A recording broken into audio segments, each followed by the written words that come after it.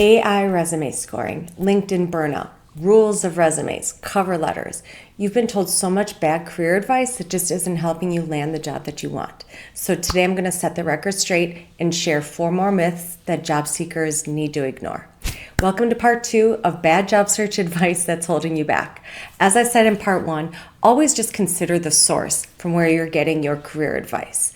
I'm sharing tips from my hands-on experience as a recruiter of 15 years. My name is Sara Camilo. I'm a certified career coach and resume writer and ex-recruiter of 15 years. All right, let's jump in. Bad advice number 5, you need a high AI job match or resume match before applying to the job. Okay, this is a biggie. I'm referring to tools like ChatGPT, Teal, and other AI platforms that allow you to do a resume match. What that is you upload the job description of the job you want to apply for, and you tailor your resume and then upload your resume, and then it does an analysis and gives you a score.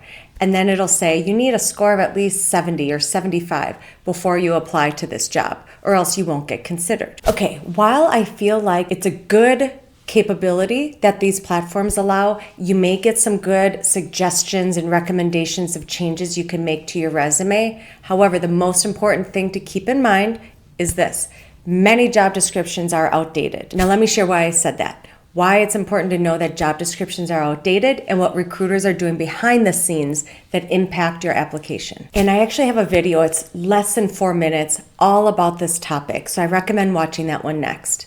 But for now, what's important to know is go ahead and use this tool. Get some guidance on what to include in your resume. But do not take anything out, even if that means your score increases. And please don't let this score mess with you. That's the problem that's happening today, is it's messing with a lot of job seekers mentally. I'm extremely competitive. I want a super high score too.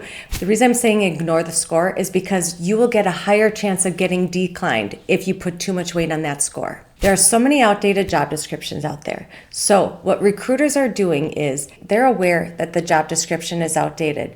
So what they do is they post it anyway because it's already been approved internally by their legal team, compliance team, brand, communications, marketing. Everybody who needs to approve it approves it. But a recruiter is not allowed to make many changes to the job description before it has to go through the full approval process again. So what they do is they post it and then they put some notes in the ATS that impacts your application and the AI ranking, but you as the job applicant can't see the notes that they're putting.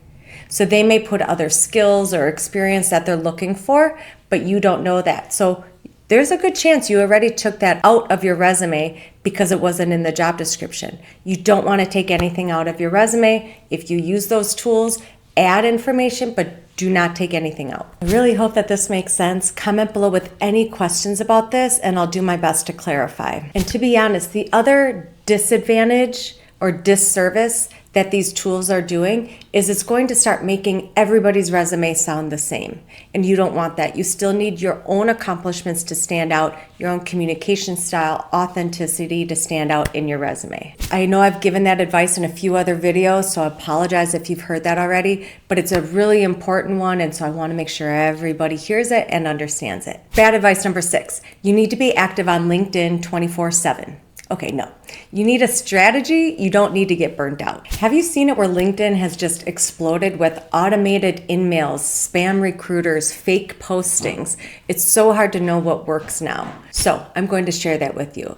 You want to focus on comments, not just likes, not just scrolling, not ghosting, meaningful comments. Focus on your target company's posts, your industry leaders, the experts in your industry, the recruiters at your dream organizations, former colleagues, people who you used to work with, other people who are alumni from the same university as you or part of the same associations as you. Show up consistently, but not constantly. Overall, your visibility will win. If you want any advice on LinkedIn, I have a LinkedIn Pro Tip Guide linked below. I highly recommend it. It is all inclusive of so many strategies that have helped my clients get jobs today. So check that out. Reach out with any questions. All right, myth number 7, you must have a one-page resume. In reality, that rule is dead. Unless you've graduated from college within the last 3 to 5 years, you're most likely going to have a resume that goes into a second page. And that's absolutely okay. Seeing 2 pages is definitely the norm. Now, if your resume is just into that second page, maybe reevaluate it, adjust the margins, try to get it on to 1 page. The bullets, each bullet needs to have a purpose and an accomplishment and say something important and valid to your experience. So go by this rule of thumb. If you have 10 plus years of work experience, 2 pages is going to be the norm. If you're within 5 years of graduation, aim for 1 page. Here's one other little tip. As a recruiter of 15 years, I always read page 2. Some people think, well, if it goes into 2 pages, recruiters don't read page 2. That's not really the case. However, they're always going to look for education.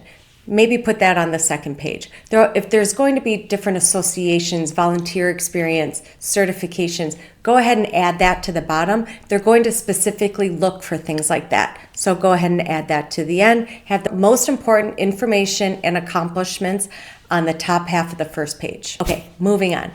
Bad advice number 8, long cover letters are essential. I've been hearing that more and more, and that really surprises me when I hear that. So here's my take on cover letters. Recruiters skim. So if you have to upload a cover letter with your application, keep it clear, short, focused on your wins, and make sure that is only 1 page. And please do not pay anybody to write a cover letter for you. There are so many tools out there to help you, like Grammarly, all the AI platforms to help you write a cover letter that sounds like you and can help you express your accomplishments. And here's the thing, this is why I say don't invest money into your cover letter, is because many cover letters don't get read. So make sure if you do upload a cover letter, make sure there's nothing of significance in there that's not already in your resume in case it doesn't get opened. On the flip side, if you're applying for a government role or a job in research, academia, or the education industry, sometimes cover letters actually get graded. So in that case, you're in a different area. I understand investing in some assistance with that. But everybody else, do not spend money on a cover letter. If we work together, I'll give you a cover letter for free and review it before you even use it. It's that simple. Okay, I'm randomly adding bad job advice number 9 because this is something I hear often and I don't like how it's implied. So the advice is, it's a numbers game. And so to me, that implies you better apply to hundreds of jobs out there if you want a job. And that's not necessarily the case.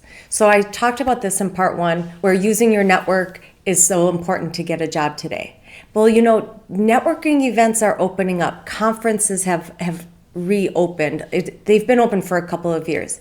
I recently did an AI prompt asking for networking events and conferences and so forth in the HR industry.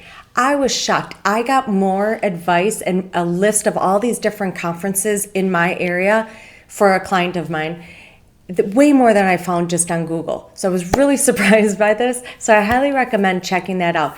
Do a search on ChatGPT or something, or Claude or whatever, and ask for various networking events in HR, conferences and so forth, and you'll be surprised what all comes up.